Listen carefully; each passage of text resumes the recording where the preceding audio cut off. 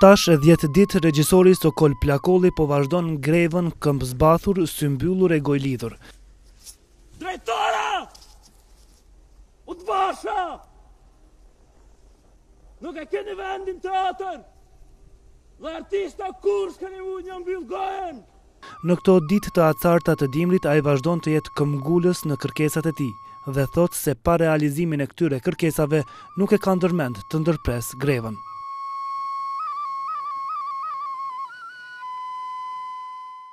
Derisa këto rroba do t'i largojt nga të nxehtit, edhe t'i vesh prapë nga të ftoftit, unë do t'jem këto. Nëse nuk aprovohen të gjitha kërkesat e mia, nëse ministri nuk formon një komision të veçantë për shqyrtimin e gjitha vendimeve të Këshillit, nëse nuk e shkarkon këtë këshill të korruptuar që udhëhiqet me direktivë nga Beogradi, unë do të vazhdoj të jem këtu, por jo vetëm. Edhe e kum gjitë plisin e barive, plisin e çamërisë. Kërkesat e shumta të artistëve dhe shoqërisë civile për ta ndërprerë këtë grevë për hir të shëndetit të tij, Plakolli duket se nuk do t'i marrë parasysh. Në 10 shtete. Ata kanë ndjenjë mëshirë ndaj meje, por nuk kam nevojë për mëshirë. Unë mendoj se ai që ka nevojë për mëshirë është ministri i kulturës dhe këta njerëz të cilët po tentojnë të denigrojnë vlerat e teatrit kombëtar të Kosovës.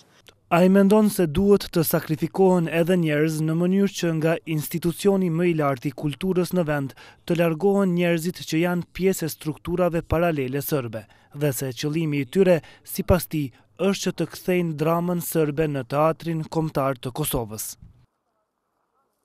Unë kam kërkuar debat publik që 10 ditë që ta sqarojnë në detaj pse këta njerëz marrin direktiva nga Beogradi dhe udhëheqin teatrin kombëtar. Për 22 muaj, ky teatr është udhëhequr nga një drejtor i jashtëligjshëm i cili ushtron funksione paralele dhe ka realizuar shfaqje me Serbi.